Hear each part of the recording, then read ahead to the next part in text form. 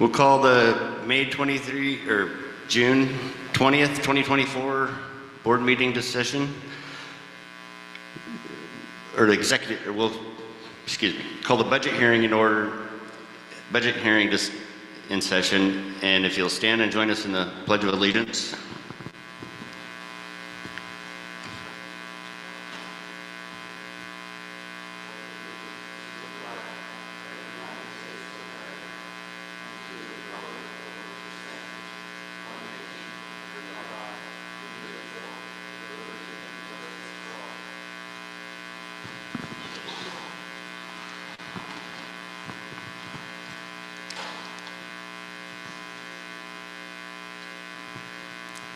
Okay, we have no one signed up for public comments for the budget hearing. So we'll adjourn the budget hearing and call the supplemental budget hearing to order.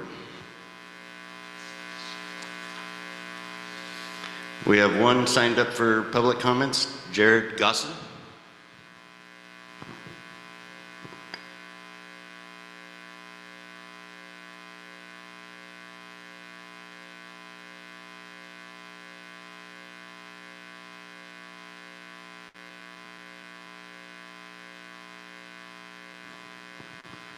Okay, now everyone can hear me. Thank you for your time, everyone. I just wanted to make a few comments, and some of it could be rumor, but it is things that I've heard, so I just want to make sure that they're addressed since I have concerns as a parent and as a community member. The first one is just, and this is the hearsay on potentially losing a 5th grade teacher at Dry Hollow and restructuring how they were doing classes to have a class size that would be over 30 kids. It sounded like high 30s. I don't know if it is accurate, but I just want to make sure that there are coverages, because that many kids in a classroom, as everyone knows, is unmanageable. So that was one concern.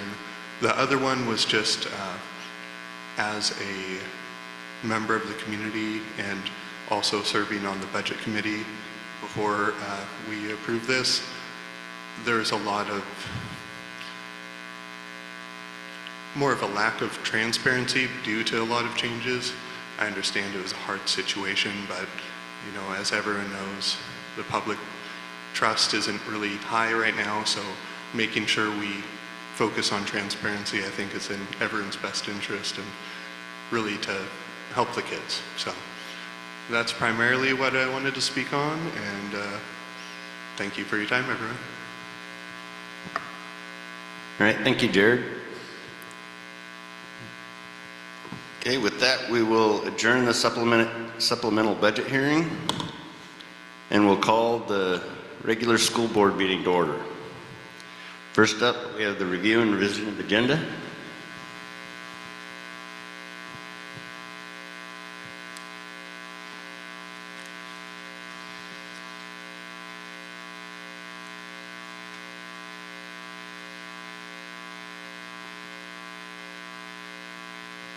Changes, comments?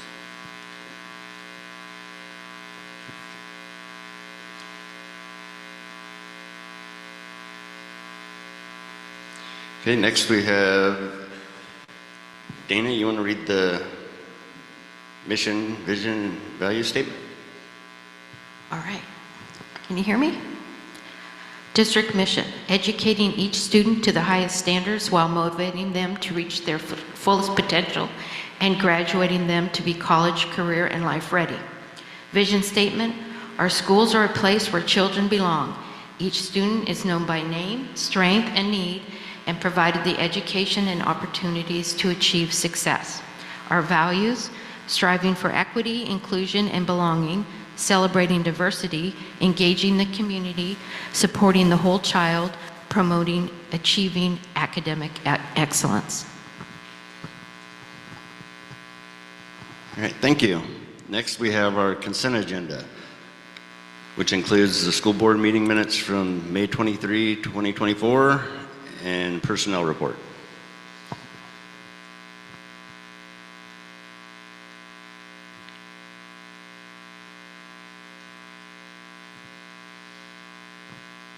I'll move to accept the consent agenda as presented. All right, motion by Director Aparicio, seconded by Director Nelson. All in favor say aye. Aye. Opposed say nay. Any abstain? Ayes have it, motion passes.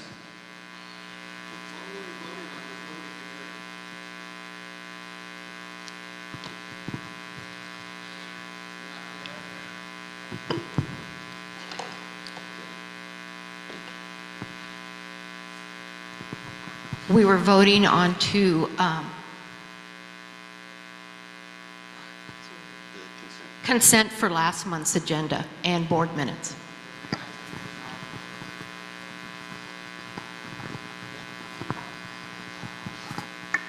Okay, next we have the board action calendar review for June.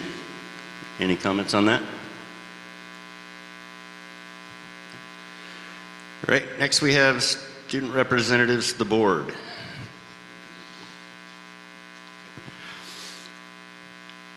The board would like to thank Yamari, Santian Guzman, and Caleb Blaylock for their time, efforts, and dedication as student representatives to the board for the year 2023-2024. We'd also like to welcome to the position of student representatives to the school board for the year 24-25, Nancy Diaz-Sanchez and Kaylee Rose.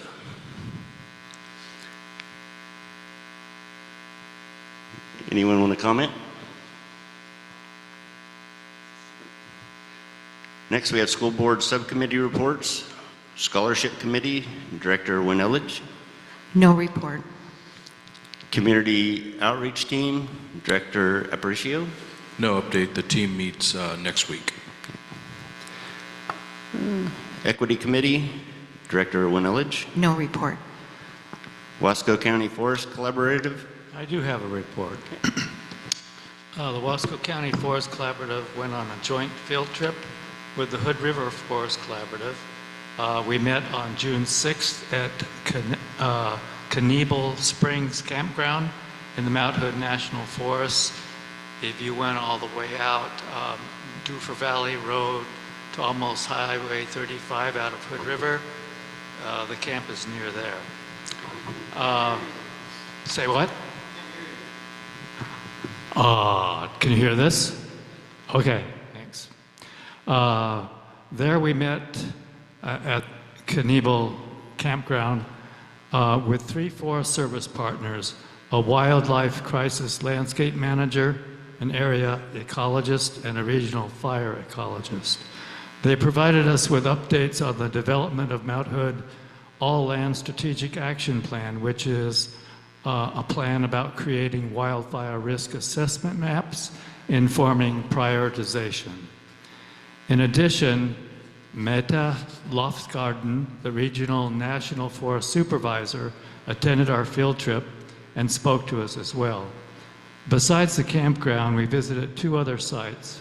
The first was at a former fuel treatment fire break along Fire Road 1720, adjacent to the Dalles watershed. We discussed the role of fuel breaks in protecting forest-related values at risk, and under what conditions do fires break contribute to the landscape scale forest restoration.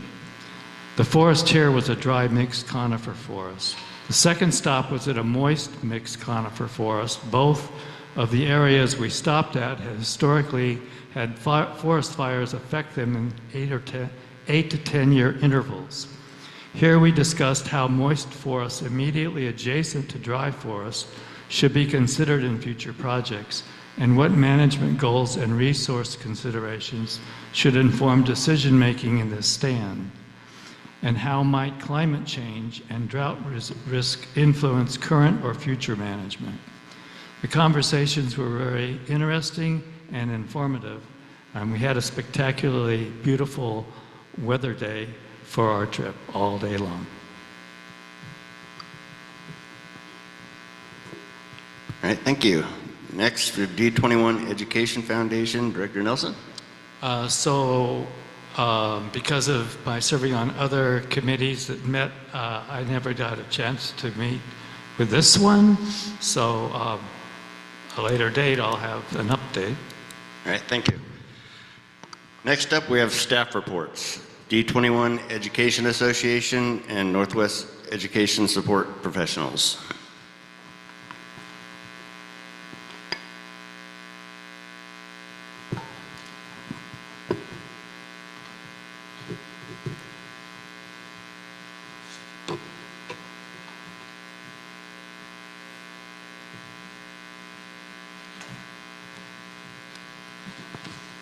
Good evening. Dr. Bernal, North Wasco County School District Board of Directors, and members of the audience present in body and online. My name is Sylvia Brock. I am one of the co-presidents of the North Wasco ESP Union. My name is Val Rector, and I am the Vice President of D21, representing our licensed staff. In bargaining, we had reached a tentative agreement and had hoped to discuss these details with you tonight. However, upon receiving some information from our CFO on June 14th, we released the following statement to our members. Dear members of D21EA and NWCSD, as you know, on Wednesday, June 12th, the district both unions reached tentative agreements for the 24-25 contract year.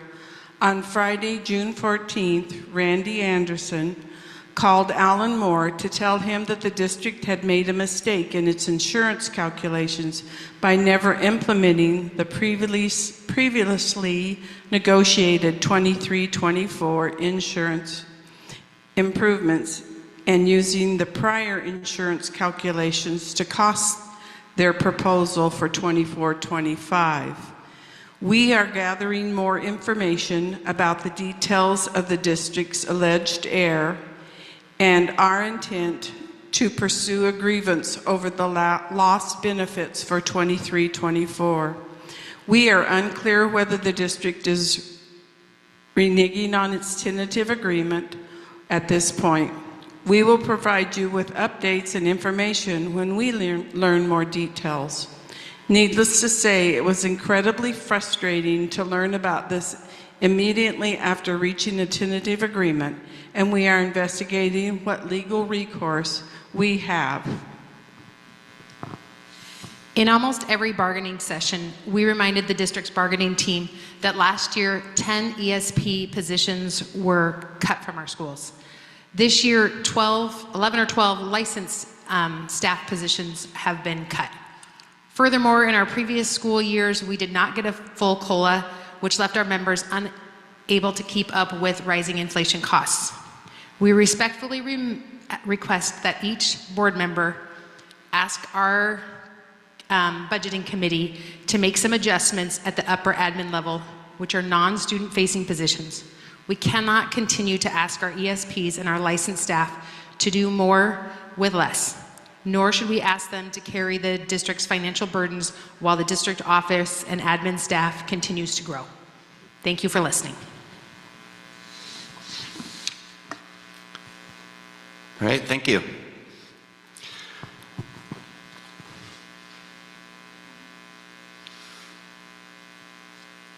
Next up, we have new business. Mosier Community School Annual Report. Michelle Dawkins.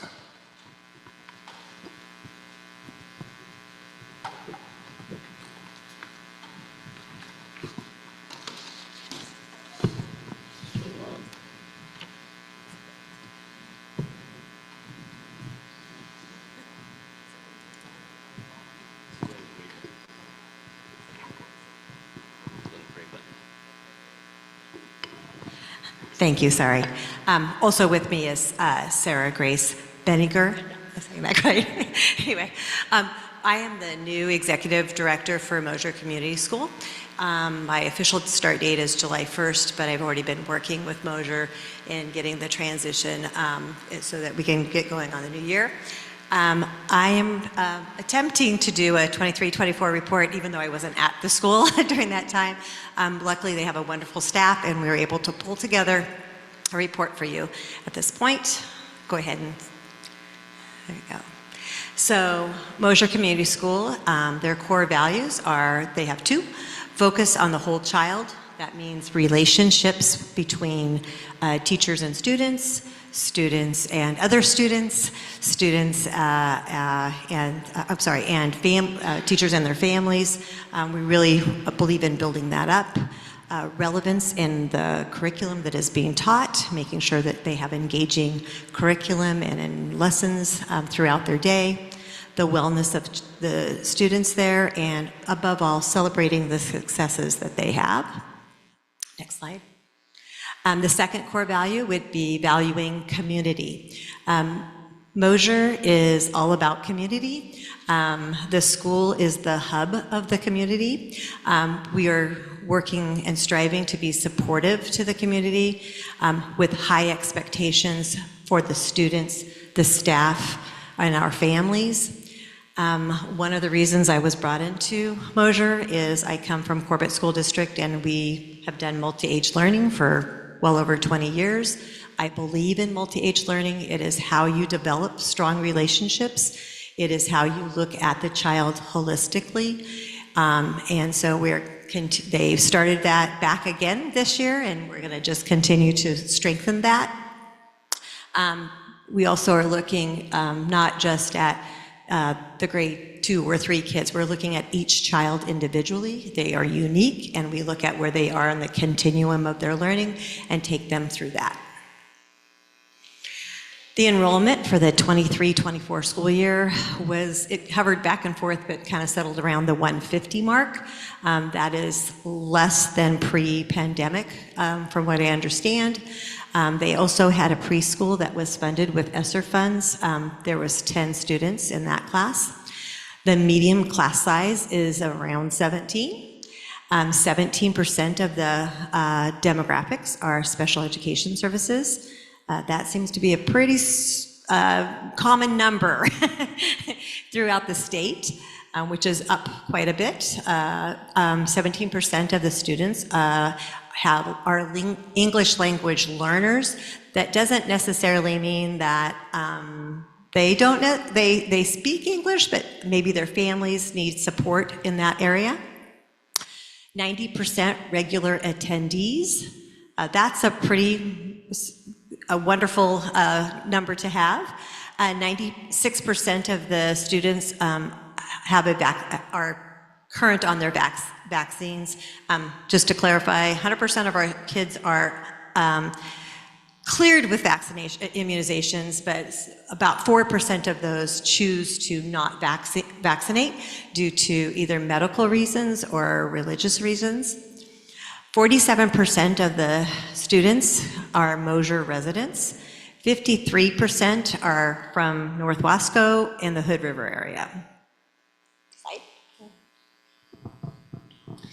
My name is Sarah Grace. I'm the curriculum lead at Mosier, as well as a 4th and 5th grade teacher. The curriculum we did this year in reading is Benchmark Advanced. We used Benchmark Literacy for about 4 or 5 years and then upgraded to Benchmark Advanced. So this was our 2nd year using that program. We're locked into an 8-year agreement with them, so we're going to keep using them next year. For phonics, for kindergarten through 3rd grade, we use Foundations and Haggerty. In math, we use iReady. And for our assessment piece, we use the iReady diagnostics for reading and for math 3 times a year. And then we progress monitor with the iReady diagnostic in math every 6 weeks for every student. And we use Acadience to measure fluency and phonics skills for all students K through 5th grade. This year we took our state test, and most of our numbers are pretty level with the district and the state. We have a couple outliers in math or in science, but overall we are very much in line with D21 as well.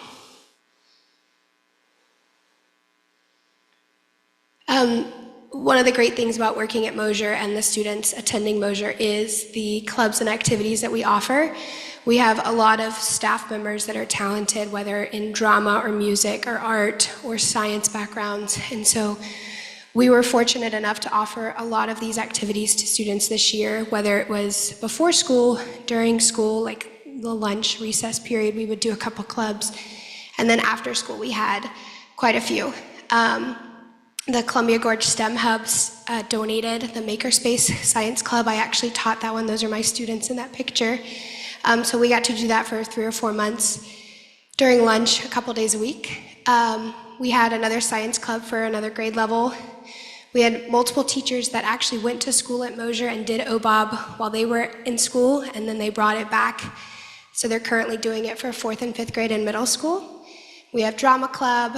If students want to participate in drama but don't necessarily want to be on stage, they can be a part of the stage crew. We had soccer club, homework club, student council for all grade levels, K through 8th, and a cross-country club.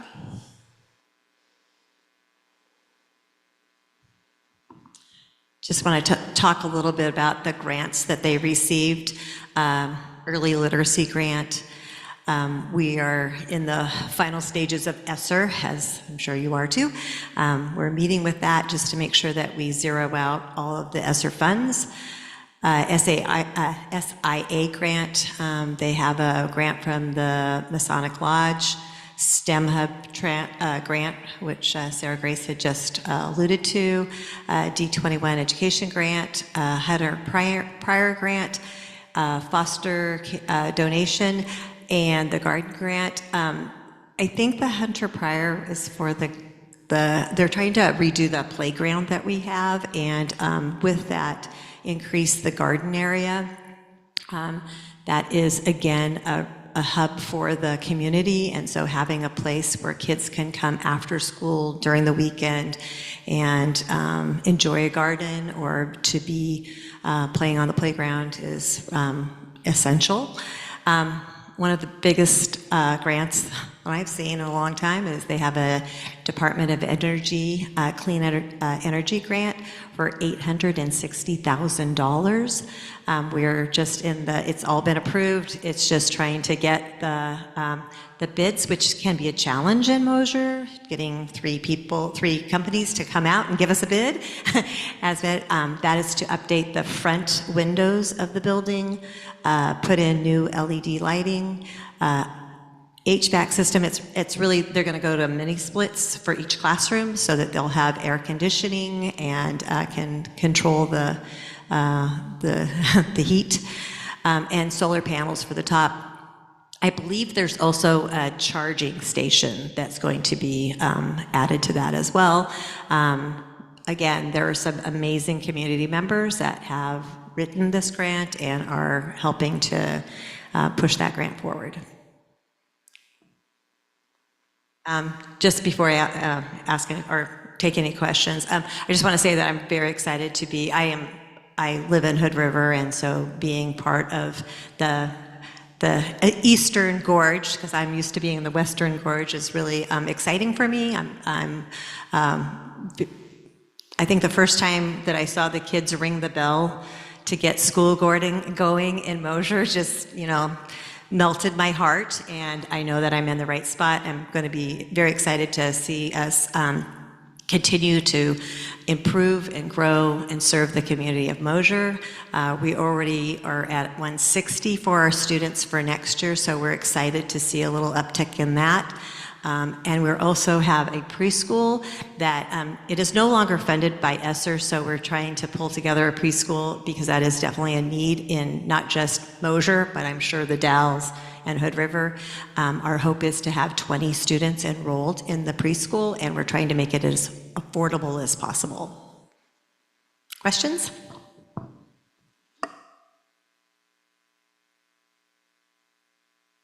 I have just a couple of comments. I'm really attracted to multi-age learning. I really kind of believe in that. But I saw some outliers, some really positive and some negative, and it would occur in different grades. So do you want to talk a little bit about how that what happened there at all? Can you tell me, are you talking about the state testing? Well, one of the things I saw was in the science category, though you have interesting and seems like a really, hands-on science programs, the test scores didn't reflect very good results. So I was curious about that. I know, we were kind of confused because if you saw the 8th grade math scores, they were at 64%. Exactly, that's the kind of thing I'm So talking evidently they about. spent a lot of time working on math and not, one of the things that we're doing to address that is to update, like look at the curriculum that we currently have and beef that up, because my understanding is they don't really have a good curriculum for that. And so Sarah Grace is already on it. We've been, I happen to know somebody that was on the materials committee for the state of Oregon, and so we're looking at what can we do to increase that. One of the other things I failed to mention is they're also place-based, which I'm also very used to. That's part of my background is using the amazing Columbia River Gorge to study the geology and the plants and the animals, but bringing in more of the physical science. I'm not sure what happened, and we're going to make sure that is definitely a focus that stuck out to me as well. Yeah, well, sometimes when kids are learning that way, it doesn't come, it doesn't follow suit on a written test, a state test. So there's a problem with that, I think. Yeah, I think that if you've ever had to sit next to a 10-year-old as they're taking a state test, there's nothing that can prepare you for that, because some of them are just guessing. Some of them just don't want to be doing the test. So it's also showing them that it is important, I don't really base a lot of value on that, but it's just this moment in time that they're taking. But it is showing somebody what you know. And so the hope is to do that. One of the other initiatives that we're going to start this year is going through the state standards and aligning those and choosing priority standards, K-8, so we're going to align it vertically for our school. I just went through that at Corbett. It's very powerful for the teachers because you also look at the science standards. What are we supposed to be teaching? Because a lot of times that gets lost because there are a lot of standards, and we're just going to choose what are the ones that we're going to really, really focus on. So. Yeah. Well, anyway, I thought your report was very interesting and very well done, so thank you for that. Thank you. All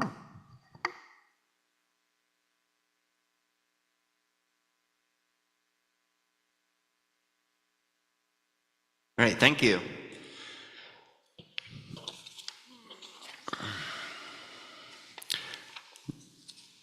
Next, we have the superintendent's report. Dr. Bernal. Thank you. I'm going to invite Director Hampton up to talk about our next item, which is the special education audit review.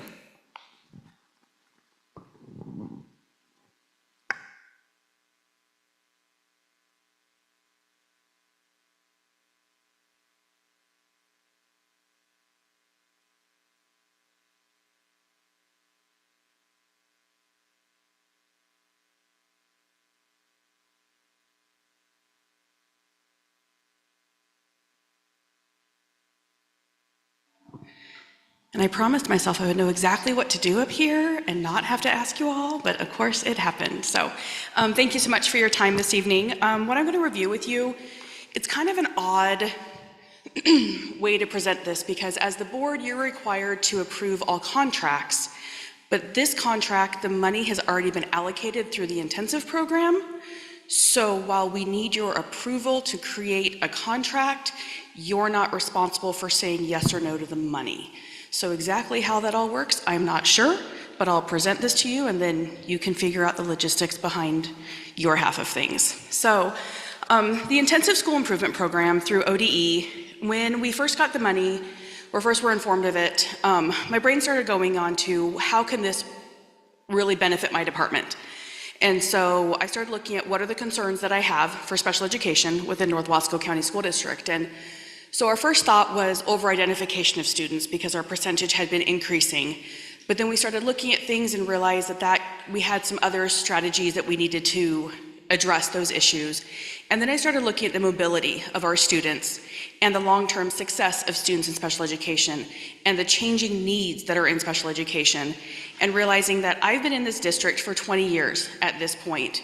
This ending my 3rd year as director, but for the previous 17 years I'd been here, and I started thinking back towards what did services look like when I got here. And I realized that while a lot of things have changed within our district, our service models haven't changed significantly.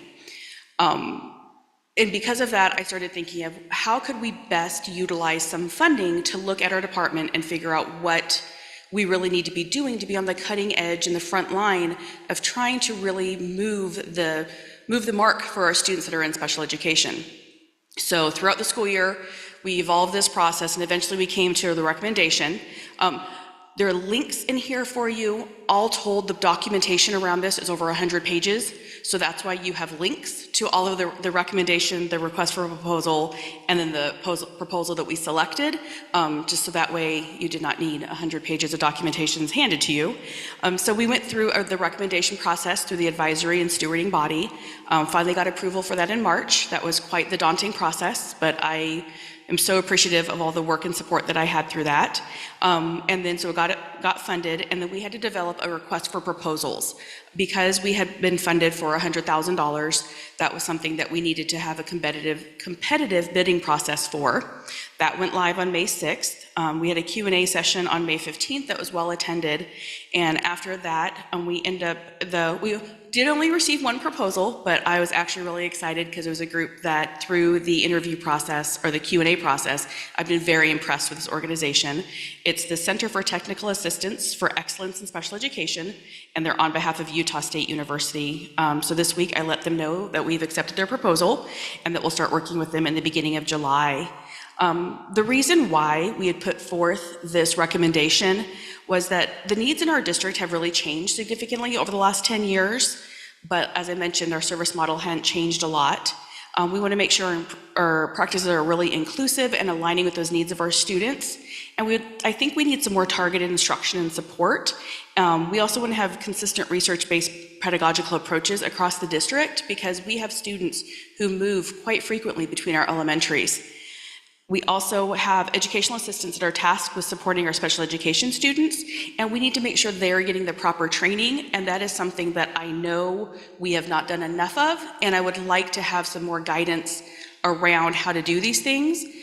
And a lot of this really came, for me, this was very personal. I'm a new leader in our department, and I want to make sure that I am leading us the right direction, and so if I could have support in order to do that. This is definitely not coming from a place of me believing that my staff are doing anything wrong in any way, shape, or form. It is just that I know that there's new strategies and there's a lot of new information out there that has not necessarily made it into our district. The other big thing is our demographics have changed. The eligibility categories have shifted, and that is something that has also made a big difference in the needs across our district. Right now, we have between 16 and 17% in special education, depending on the enrollment of the district and the time that you're looking at it with special education students. And the majority of students who enter special education will remain in services throughout their entire schooling. And one of the reasons why while this does make sense based upon the fact that it's a disability, it also does impact our students and their ability to graduate, because when you get to high school, if you are still in special education services, you do not have the opportunity to access as many electives. And for a lot of our students, those are the things that keep them in school. So if we can do something that will advance our students faster and move them through special education, get them the skills that they need, that would allow them possibly a better chance of graduating, because I know that our graduation numbers for special education students is lower than that of the typical population. So our request was for a budget of up to $100,000 for that third-party evaluator to come in and review our programs. The rationale that we have for a proposal gave a lot of great background information on the district, explained the scope of work, and then we asked for them to provide a final report, and they'll do presentations to multiple stakeholder groups. So once this entire audit is done, they will come to this group and present to you, but they will also present to our classroom teachers. They'll present to my staff specifically, and we'll make sure that, because this is not something that's only going to impact the staff and student services, this is something that will impact every staff member in the district because everyone interacts with our students. The proposal that was selected, like I said, was from Utah State University from TASE, and that's a weird font. Those are ones, not sevens. So their bid was $91,100, and which is under the $100,000 limit that we had. I was very excited because one of my big focuses with this was I needed someone to come here and know our district. I don't want them just reviewing us from afar. I don't want them just looking at pictures or asking survey questions that are on a computer. I want people to be here in person, and part of their proposal was that there'll be people here. They also gave us, as you'll see if you click on the link in this presentation, they gave us the biographies and the resumes of every person who we'll be working with. So we know what their qualifications are, and I'm really excited to get a chance to work with people with such amazing skills. Some of the things about the group we'll be working with, their primary objective is to increase the capacity of its clients to improve results, services, and programs for children and youth with disabilities. That was exactly what I'm looking for. They want to authentically engage with our district, and they have special facilitation methods that they're all trained on, which I'm excited to see how those work to ensure that we are really facilitating conversations with our students, first and foremost, and they are properly vetted so that they have everything they need to in order to work with our students directly. They'll work with the student services staff, with the staff across the district, with parents, with caregivers, with community partners, to really get a full scope of what it is that we are doing in the district and seeing where we are shining and where we can grow.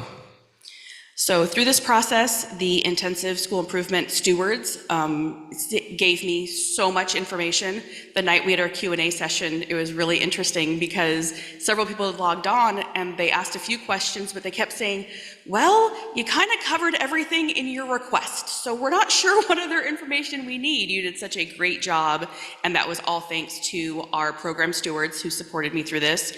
And then our administration team, specifically Shannon, Brandon, and I spent more hours than I can imagine. I can even think about going through the data and making sure we connected everything. Dr. Bernal was there along the way answering questions and making sure it all tied together. And then CJ Toole, who was in charge of the overall programming, really made sure that we connected all the pieces together. And then throughout this year, I've talked with my entire team and talked about the idea of bringing this audit in.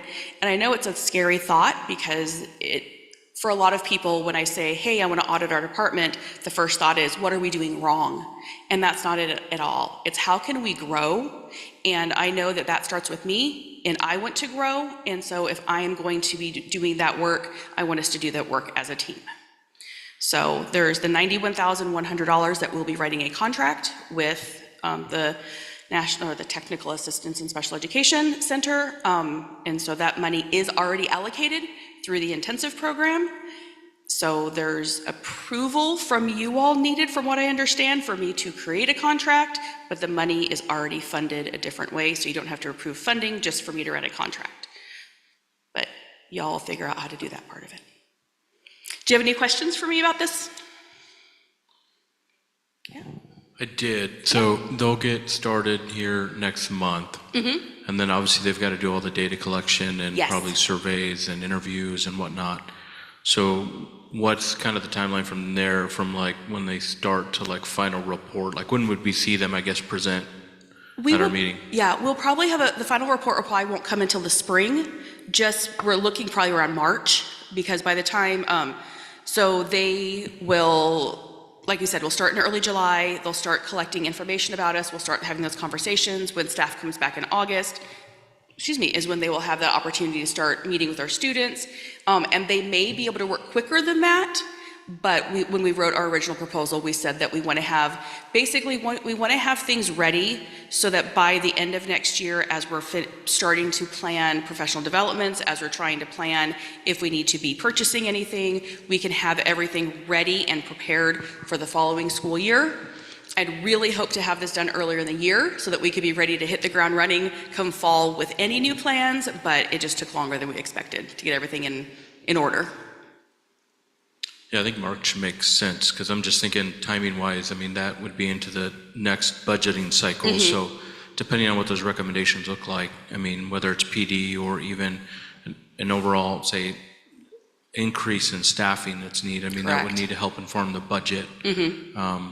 as we lead in. So, I mean, I agree. I mean, I think the earlier they can kind of do the data collection, then analyze it to the report, it'll flow, I think, a little better. I think the longer it goes, it probably won't help inform our budget. I guess we'd be reacting at that point. Exactly.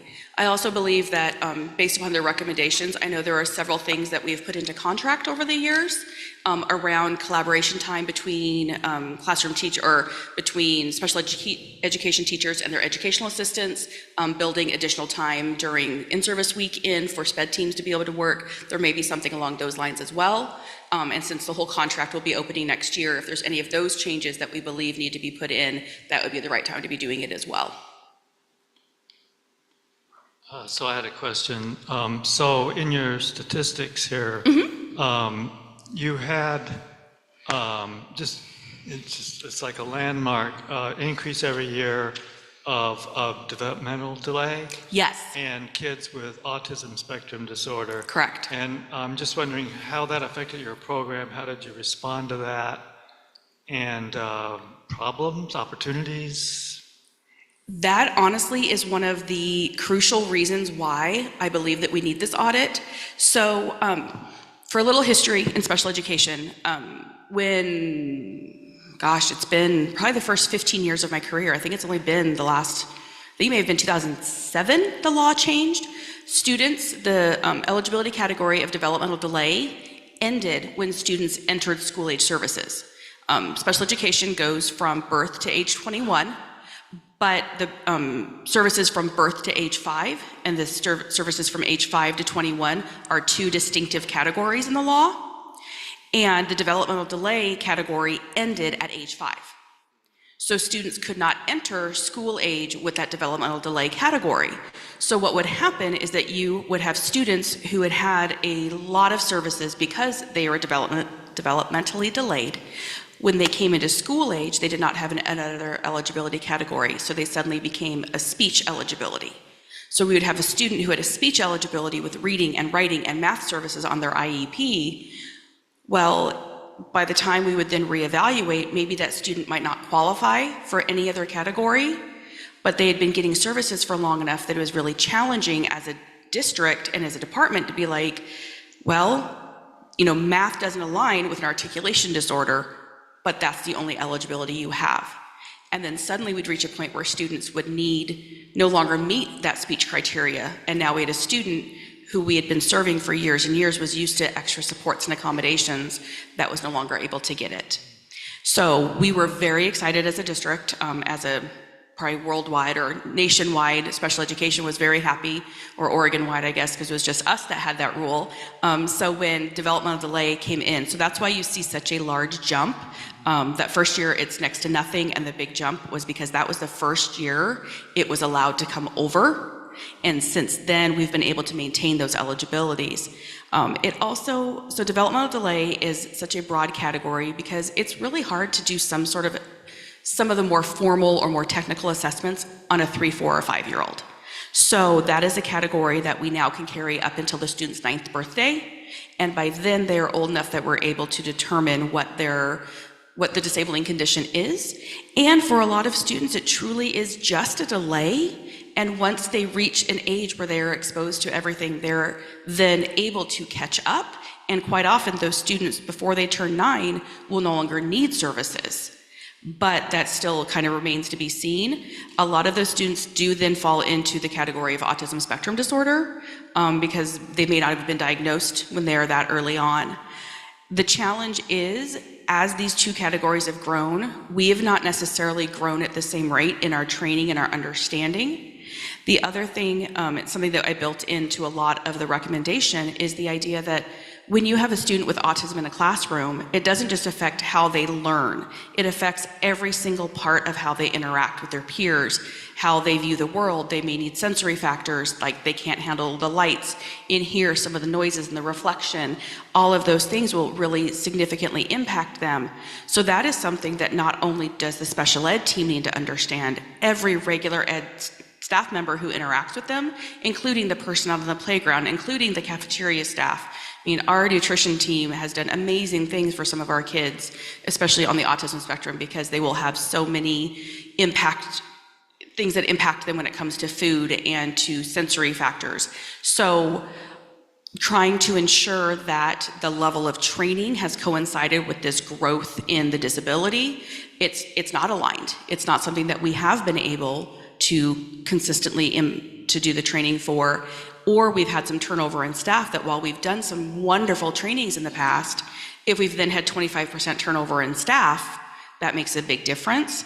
The other thing is with this increase in numbers, it used to be that you'd have one kid in the room that maybe has it. There are rooms this year that had 5 students who were significantly impacted by autism. And while autism is a spectrum, and yes, they all fall under the same umbrella, their needs aren't all the same. So those needs on top of other things, so trying to figure out and ensuring that we're providing those services correctly is a big reason why I wanted this to happen, because I believe that there is more training that we need. And while I'm constantly looking for things, constantly reading articles, there's only so much knowledge that I bring, so trying to have other people with much more knowledge and more expertise to provide that information for what I should be doing to support my team and this whole district is what I'm looking for.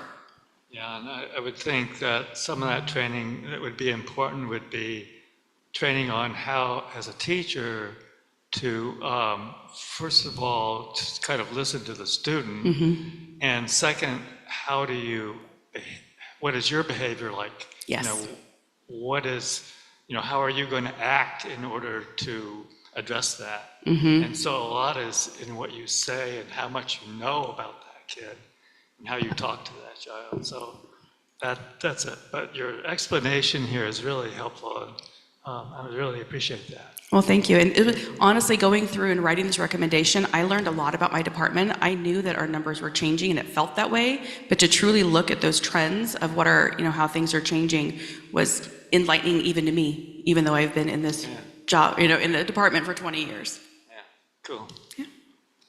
Anything else? Awesome. Thank you. All right, thank you. All right, I'll accept a motion on the special education review and audit.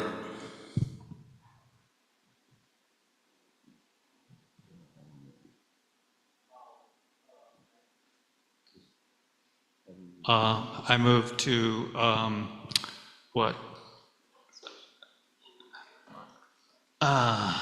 Award the contract. Approve the special education review audit as presented.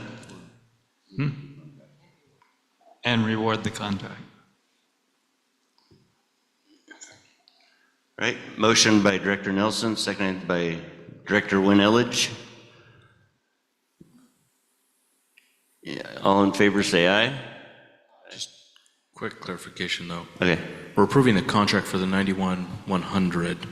The report and audit itself is still forthcoming, right? So we're just allowing the contract to be executed with the group out of Utah State. Right. Okay. All opposed say nay. Any abstain? Ayes have it, motion passes.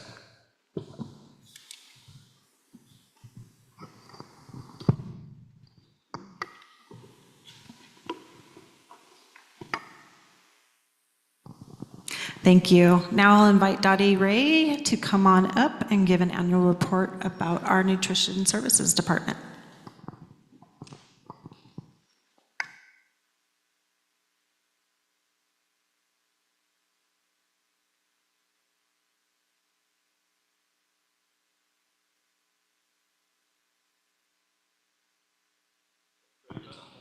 It's on. Okay. What? Up like this, like I'm going to sing? It's good. Okay. You've changed some things. I like that stand mic a lot better. It's all good. My name is Dottie Ray. I'm the Director of Nutrition for the school district, and I have before you our presentation. I thought I would start with some pictures to show you our incredible women that do incredible things in the kitchen. Chenoweth Elementary School, the lead is Kathy Roberts, far back in the red shirt. Sandy Smith to the right, and Gloria Flores, who's a new addition for us this year. The Dalles Middle School, everybody knows Mona Wright in the light blue, and Shelley Boyden, and then left to right in the front, Karen Walsavage, Rosio Alejandre, and Miriam Torres. Colonel Wright Elementary School, Jenna Hurt, Julie Squires, and Minnie. I'm not going to try to pronounce the last name because I'm going to brutalize it. And I apologize. Yes, but it sounds much better when she says it. So Minnie, I adore her. She's a good lady. Dry Hollow, we have Barb Hawkins, Livia Ruiz, and Maria Hernandez. And Innovations is Carolyn Kerr. The Dallas High School, we have Lisa House, and Marina Gaza is a new addition for us, and Maria Pisa. And Administration, there I am, and then my partner in crime, Tanya Ortiz, who I could not do what I do without her. She's an incredible executive assistant. Well, I talked to you a little bit our farm to school grant. My apologies, I'm a little, we spent $34,000 in grant funds have been used to support local businesses. We have found new partners in crime this year, which has been great. We originally started with Sandell Orchards, and this year I was really proud to help sponsor and to help them write a grant themselves as a farm to help them buy equipment so they could better sort their apples. So that was a great thing to be able to do and to be able to help a farm because they help us with the fruit that they give us. They supply us with pears and apples. And then we just started partnering with Wells and Sons. They were able to bring us strawberries. Got a lot of great faces with the kids with the strawberries this year. And it was actually really nice to actually get emails from parents saying it was so awesome. With my child came home today and said the best thing about school is we got strawberries. And so that's always a good thing. And then we were able to partner with, with tamales from thank you. And sorry, I'm a little tongue-tied. I'm a little nervous. I'm out of just out of sync a little bit. So apologies. And we did parent night, and we served tamales, and we also served tamales in schools for the elementaries. This coming school year, we'll make that in the high school and the middle school as well. We're finding more businesses. The Farm School Grant is an incredible grant, and they always seem to have more money when we need it, and that's helped us tremendously. Okay, there we go. We reapplied for our CEP. This is something I was incredibly proud of. I was part of this when I first started and helped get the high school on board. So we fed district-wide free 5 years ago. This year we are in for another 4 years. We did our CEP work, which I want to extend a huge thank you to Monica and Deb in the administrative office for helping just put together numbers. And it's a really intense process. And then our partners with the migrant ed as well. And so 4 years, ending June 30th, 2028, we are all free for breakfast and lunch. Right now, we started today, and of course it's the hottest day, and that always makes sense to start fun stuff.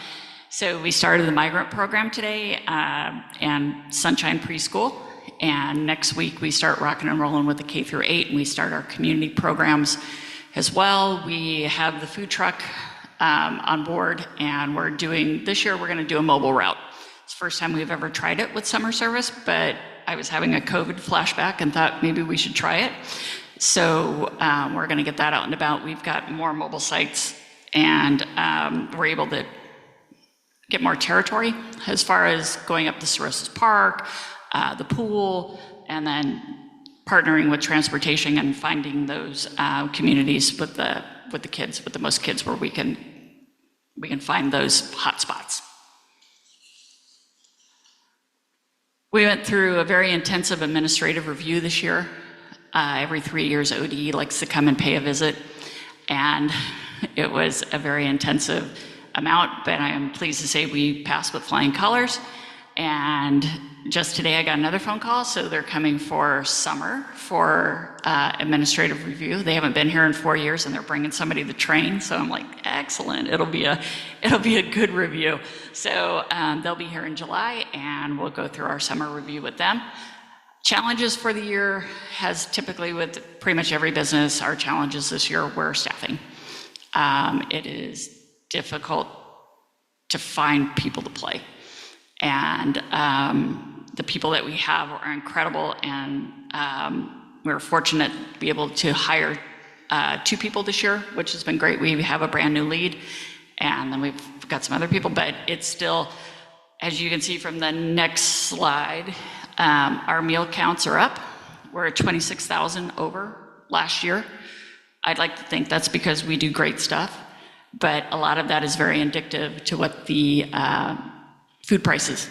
I don't know if any of you have been food shopping lately, but it's really kind of incredible to go and pay $6 for a little thing of Crisco oil. So I think that's where we've excelled, and we've also changed our menus, and we've got a lot more fresh product, a lot more scratch products. Pozole is still our #1 hit, and everybody's been doing well. The difference is, I mean, you can see the middle school is up 12,000 meals. I'm hoping that next year that middle school feeds over to the high school, so we can get more high school students eating as well. I still can't compete with the market though. So with that burrito, it's $4 and some nuts. It's a great burrito. So you have any questions or comments for me? So the food truck, so you're making deliveries on Friday that are different? Is that what? Monday through Friday. Monday through Friday. Monday through Friday. Correct. And are those deliveries just for the kids, or is it for families? Only the summer program allows us to only feed 1 through 18. Okay, so it's serving food to the students, basically. Correct. Well, actually, it's anybody that's in town. If you're a 17-year-old and you happen to be here visiting a relative, you can go down, get a meal. Actually, families can come. As long as it's on the mobile route, they can come and pick up the meals from the food truck. We're giving out breakfast and lunch together, and then on Fridays, we're actually giving out weekend meals. Okay, all right, that helps me understand. Overachiever. Yeah, You know. yeah. Not a question, Dottie, but a comment. It's nice to see the variety of food being introduced. I think that probably directly kind of goes with an increase in numbers. I know I hear from my son, like it helps. Pozole obviously is one of those that I've heard about a few times. So no, I just kudos to your staff, because that I think does help, and it seems like why not, since we are a CEP district, it'd be great if we can get more kiddos to eat, and I think the menu variety that you're bringing to the table is going to help that, so thank you.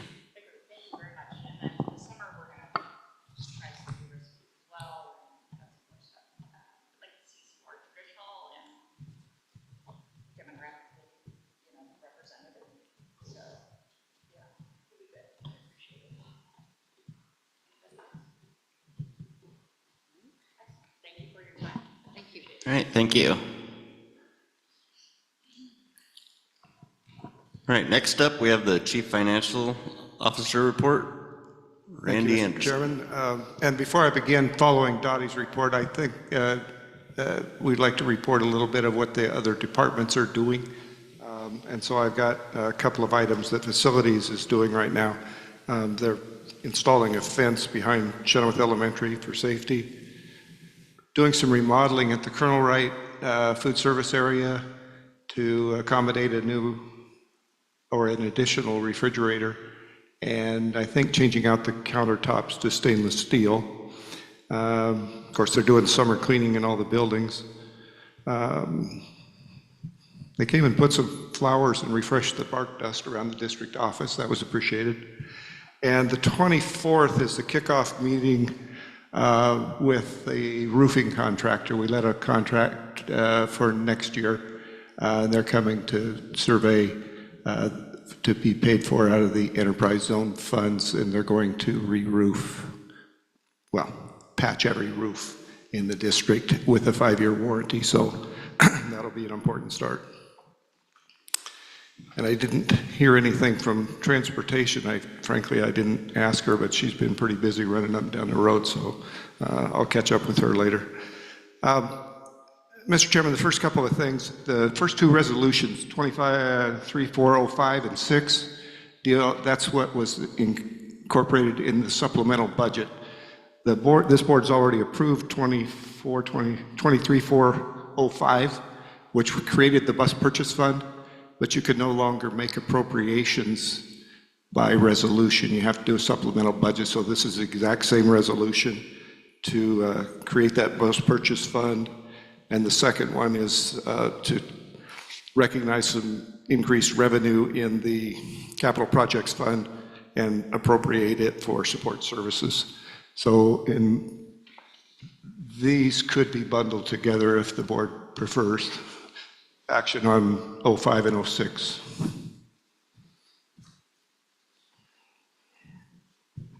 Do you want to do that now, or do you want me to keep going?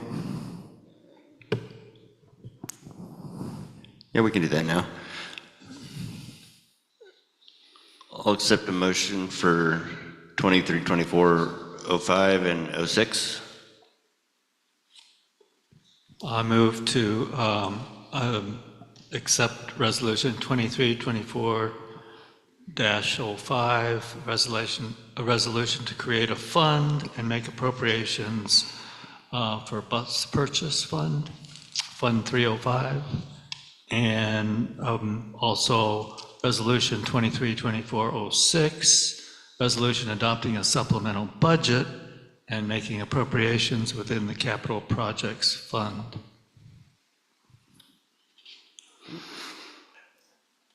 Motion made by Director Nelson, seconded by Director Lopez. All in favor say aye. Aye. Opposed say nay. Any abstain?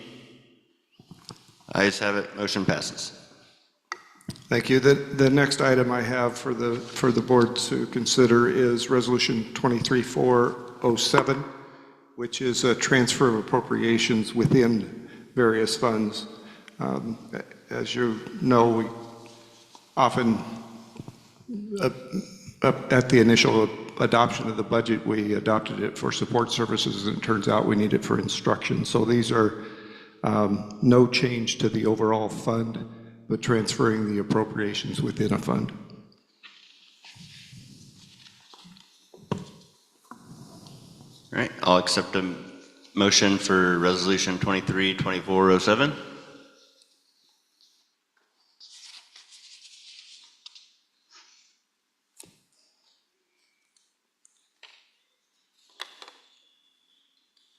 I move to accept resolution or adopt resolution transferring appropriations within various funds, Resolution 232407. Do I have a second? Motion by Director Nelson, seconded by Director Lopez.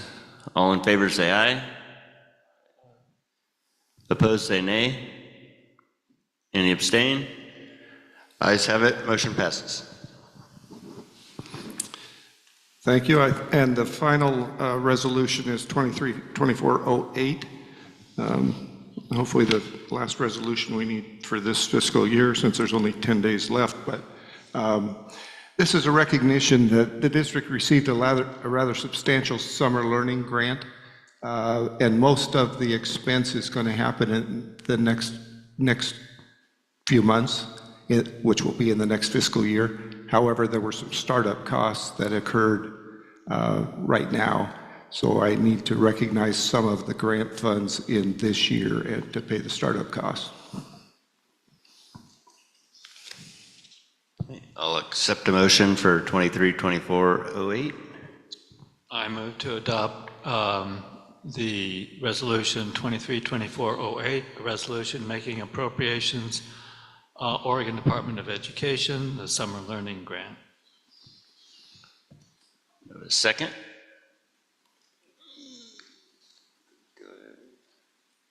Second. All right. Motion by Director Nelson, seconded by Director Winelage. All in favor say aye. Aye. Opposed say nay. Abstain. Ayes have it, motion passes. Thank you.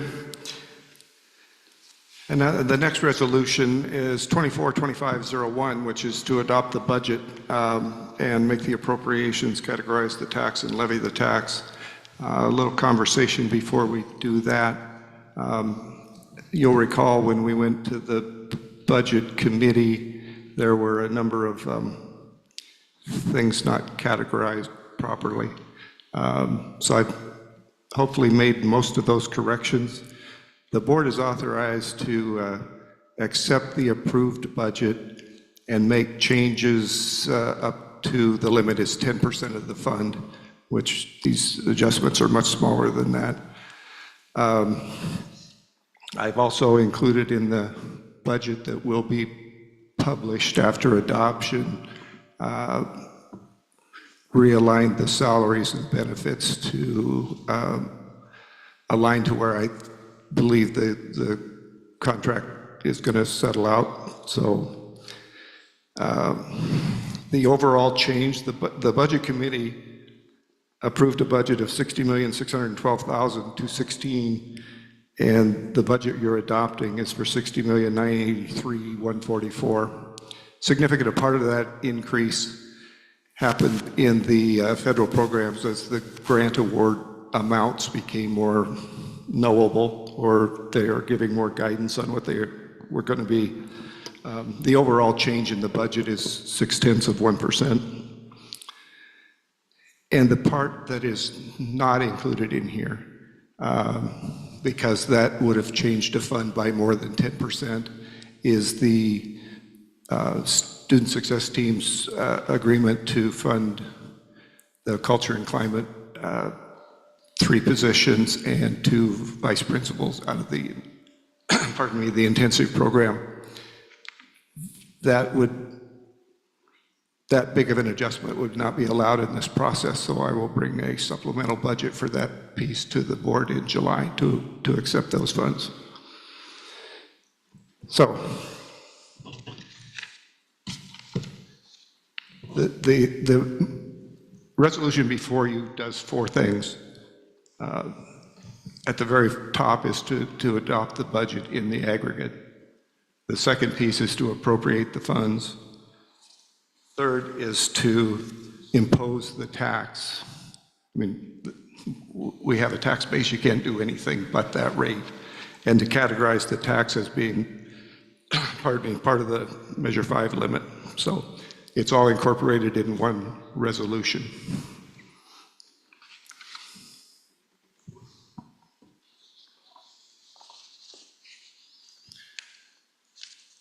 I'll accept a motion on resolution 242501. I have a comment, Okay. not a motion, but the comment you made about, the vice principals being funded out of the intensive funds, there's a lot of questions that we've been hearing related to, our front-facing staff. I would count, vice principals within that cohort.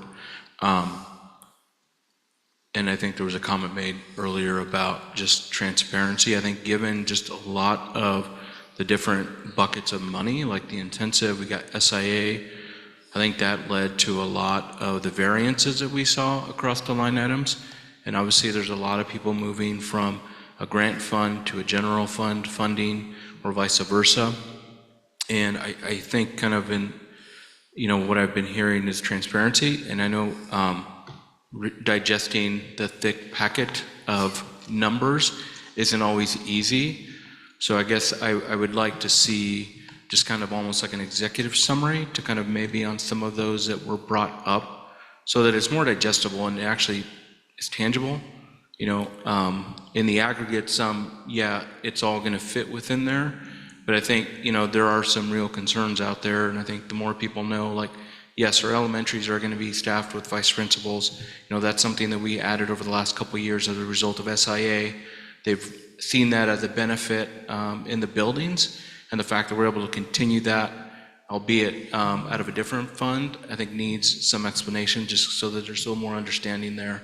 And I think that would help, just understanding, I the shifts. completely agree, and I think there's plenty of room for that. What's included in this resolution that needs to be adopted is sort of the baseline SIA without those in there. So as we get to in July, as that supplemental budget comes forward, we'll be able to see the exact impact of adding those staff to the budget. And we're happy to have any conversation that needs to happen there.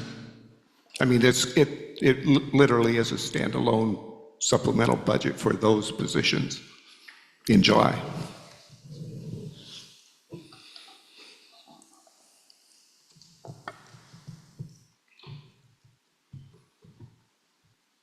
And I'd be delighted if there was some executive summary that you could do this process simpler, but it doesn't really work. But I'm happy to produce whatever the board thinks they need to see. Yeah, I think just given all the moving parts and just with everything that's gone on, I think the more we can kind of communicate out, I think would help folks understand and maybe alleviate some of the questions that are out there.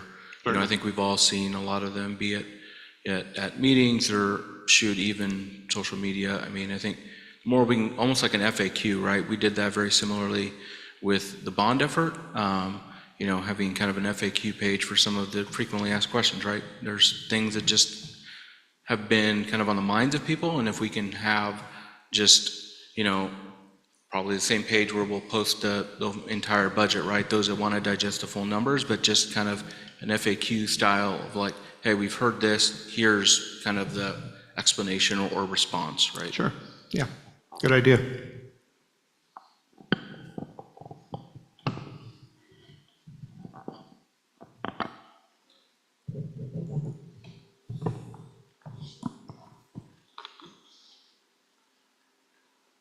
Any other comments or questions? If not, I'll entertain a motion.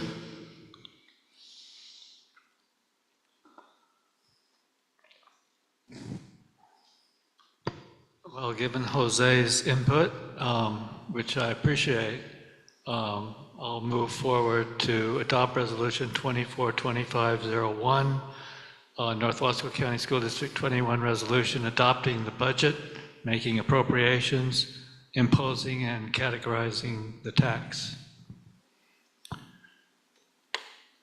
Is there a second?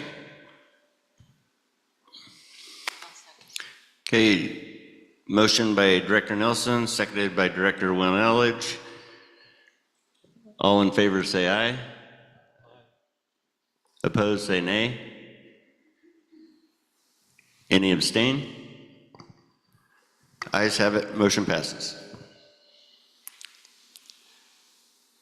Thank you, Mr. Chairman. And the final thing that I request board action for is the action item that's in your packet. I discussed it last month with the board.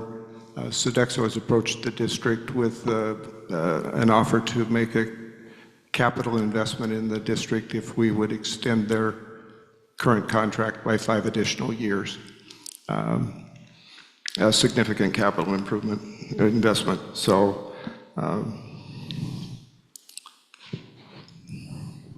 this would authorize us to extend the contract under the existing terms.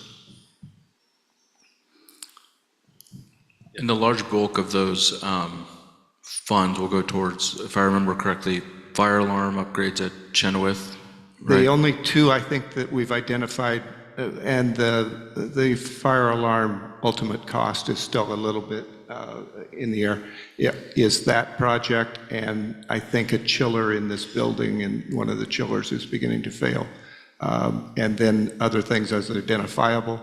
In addition to that, they've committed $73,000 to be spread among all of the schools for janitorial and grounds equipment that needs replaced, floor polishers and lawn mowers and that sort of thing. So.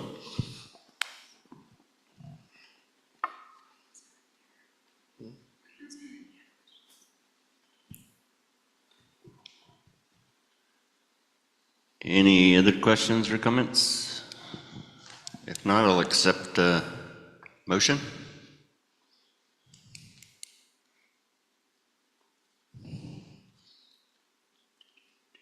I move to extend the expiration date of the current contract with Sodexo America LLC to June 30th, 2031, and direct district staff to negotiate relevant documents to accomplish this. Do I have a second? Okay, motion by Director Lopez, seconded by Director Nelson. All in favor say aye. Opposed say nay. Any abstain? Ayes have it, motion passes. And the final thing, Mr. Chairman, is the regular presentation of the financial statements. When we, obviously, this is May 31, so in that ensuing 20 days, we've been busy trying to get the current payroll done and the summer payrolls prepared, and to examine any outstanding encumbrances that might still be there that we could liquidate. So just a little bit of heads up.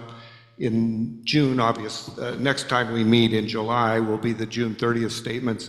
Then typically what I would do is continue to bring June statements through maybe September, so that June will finally settle out and nothing is happening really of any importance in July and August, even September. And then we will get a clearer picture by our internal June statements of what the audit report should look like.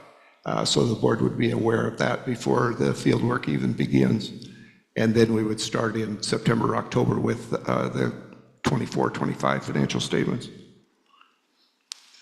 I think the enrollment, and I haven't settled on a presentation for that, so that's just the statement put forward.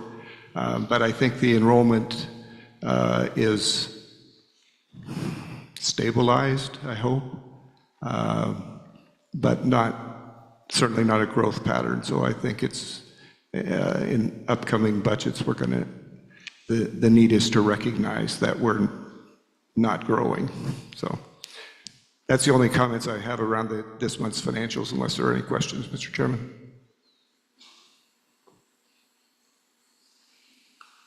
All right, thank you. All right, next up, we have the board attorney's report. Jason, Carey, Corey? I don't have any report for tonight. All right, thank you. Okay, next we have some first readings on school board policies. Policy EBBB, illness or illness reports, or injury or illness reports. OSBA recently reviewed this policy and made additional changes to more closely match OSHA rules and guidance language. I see some words stricken out.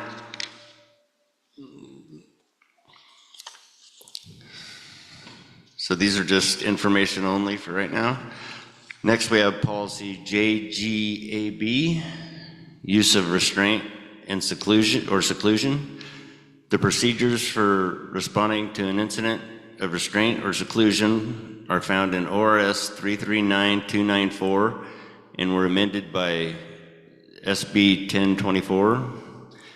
These amended procedures are represented in the recommended changes to this policy in AR. These changes are a result of the adopted language from the bill-related and revised OARs recently adopted by the state board.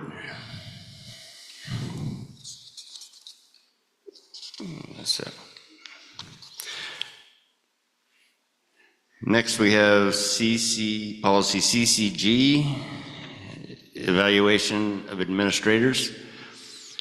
Required policy OAR 581-022-2405 requires districts to adopt and implement personnel policies which address evaluation procedures. As a member, the district should review employment contracts before adopting to ensure that no conflicting language Many of the legal requirements of this policy apply only to those who meet the definition of administrator in ORS 342815.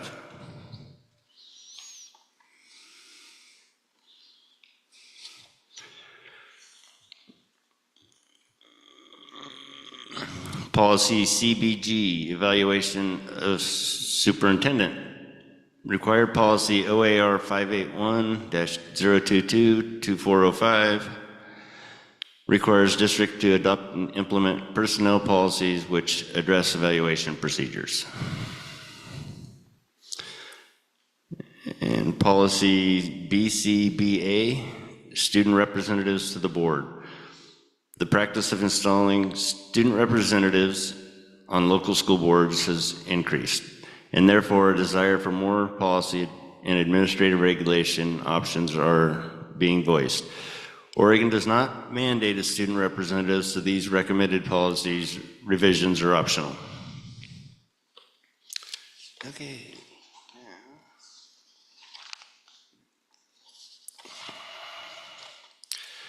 Okay, next we have second reading. Policy IGBAF, Special Education Individualized Education Program. The legal references to IGBAF, Special Education Individualized Education Program, have been updated to add references to the new laws. No changes in the policy language.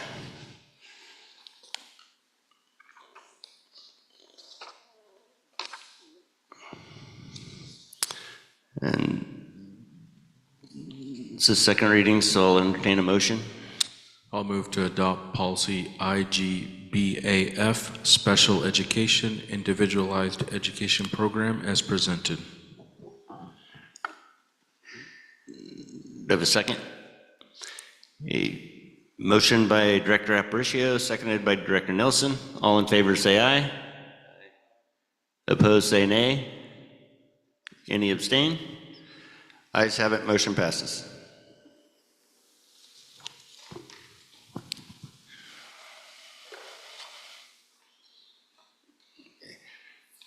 Next, we have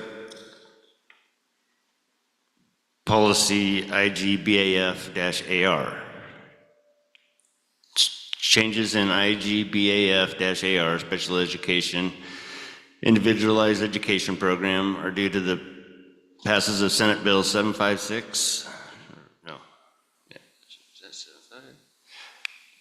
2023, which requires district employees who are assigned to work with students who are on an IEP or 304 plan, 504 plan, be invited to attend the student's IEP meeting or 504 plan meeting. The section of the Administrative Regulation AR was also updated to include information regarding abbreviated school days.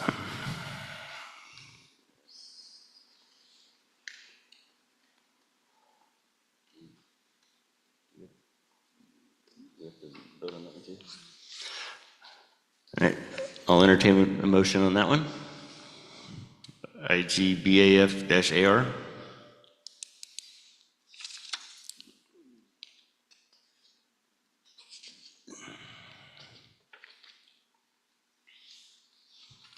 I'll move to adopt policy IGBAF-AR, policy pertaining to special education and individualized education program. Do you have a second? Motion by Director Nelson, seconded by Director Lopez. All in favor say aye. Aye. All opposed say nay. Any abstain? Ayes have it, motion passes.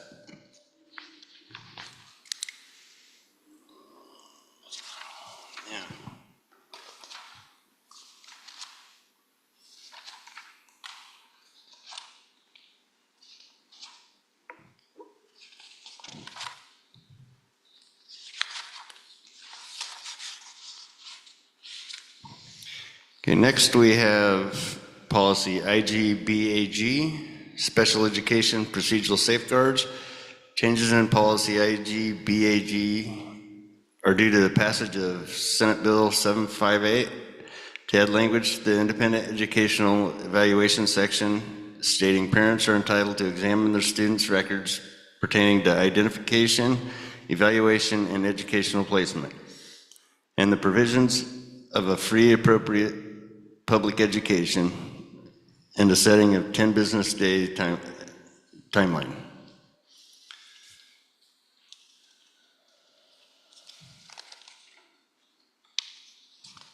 I move to adopt policy IGBAG as presented. Second. Okay, motion by Director Lopez, seconded by Director Nelson.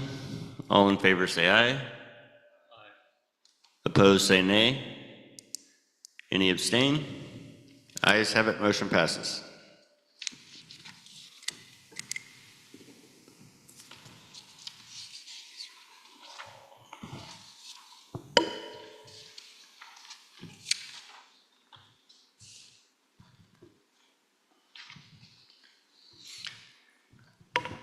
Okay, these next policies are information only. Policy KBA-AR1, public records request. The policy AR has been updated to include the additional of naming the person or persons to which a public records request should be submitted. Policy JGAB-AR, use of restraint or seclusion. The procedures for responding to an incident or restraint seclusions are found in ORS 339294 and were amended by Senate Bill 1024. The amended procedures are represented in the recommended changes to this policy and AR. These changes are a result of the adopted language from the bill related to the revised OARs recently adopted by the State Board. Policy BCBA-AR1, student representatives to the board. The practice of installing student representatives to local school boards has increased, therefore a desire for more policy and administrative regulations options have been voiced. Oregon does not mandate a student representative, so these recommended policy revisions are optional. Okay, with that, we move on to public comments. The board will accept public comments for the June 2024 meeting. The board is committed to the public comment process and will consider all public comments seriously. Public comments for virtual meetings will continue to follow school board policy BDDH, public participation in board meetings. Public comment options. Sign up to speak at a meeting. The sign-up sheet will be available for those wishing to speak at a school board in person. Comments will follow district policy with up to 3 minutes allotted per person to speak. You can also sign up to speak via Zoom. Email public comments at northwasco.k12.or.us to receive the Zoom webinar link and add it to the speaker list. Deadline to request the Zoom webinar link is Wednesday by 4 p.m. before the board meeting. To submit written comments, please send an email to publiccomments@northwasco.k12.or.us. Deadline to submit written comments is Wednesday by 4 p.m. the day before the board meeting. Public comments submitted after the deadline will be included in the next regular school board meeting agenda. The board sincerely appreciates your input and thanks you for your participation. Okay, so we have Aaron Vance.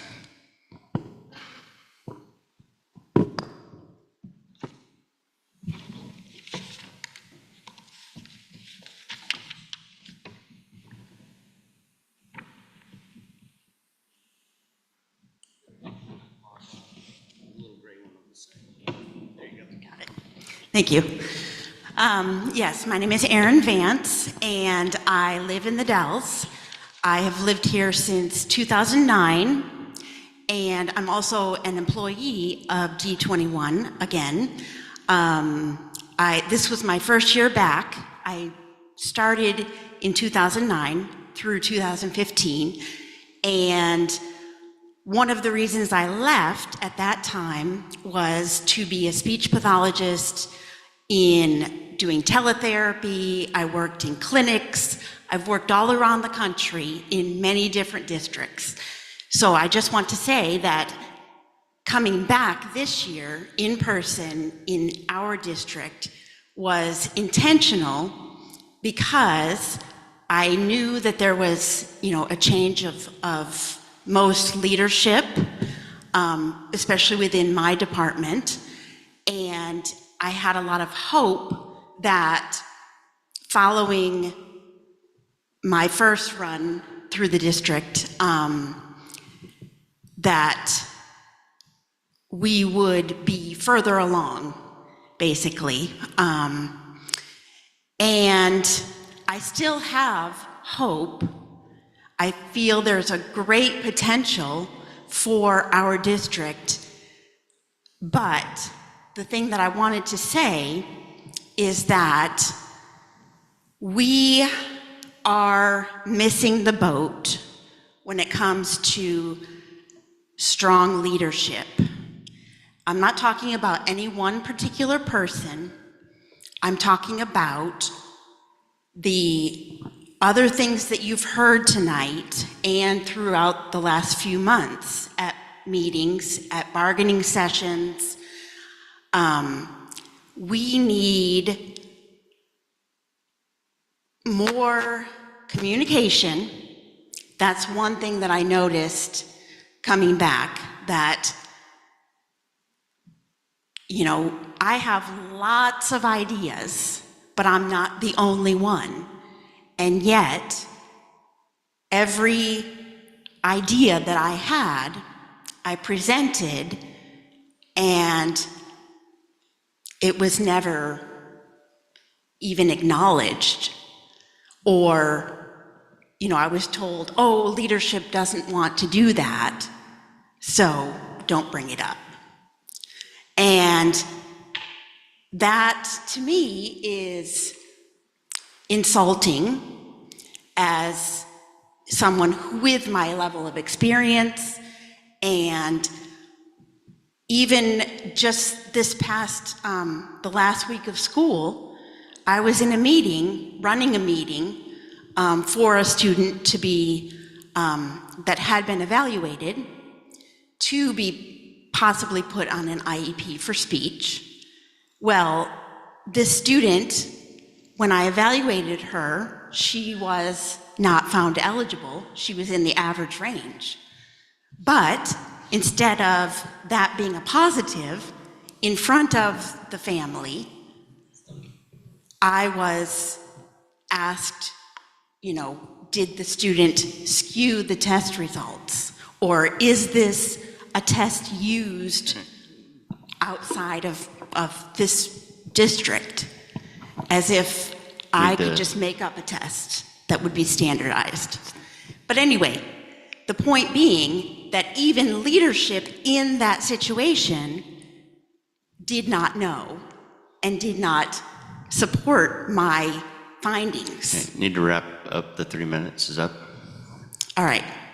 So my point is, I wanted to reintroduce myself. Some of you do know me, but I would like to say that I just hope, as this new school year begins, that as a district, we can start to really listen more than we have in the past. Thank you. All right, thank you. All right, that was the only public comment we had. So with that, I will adjourn this meeting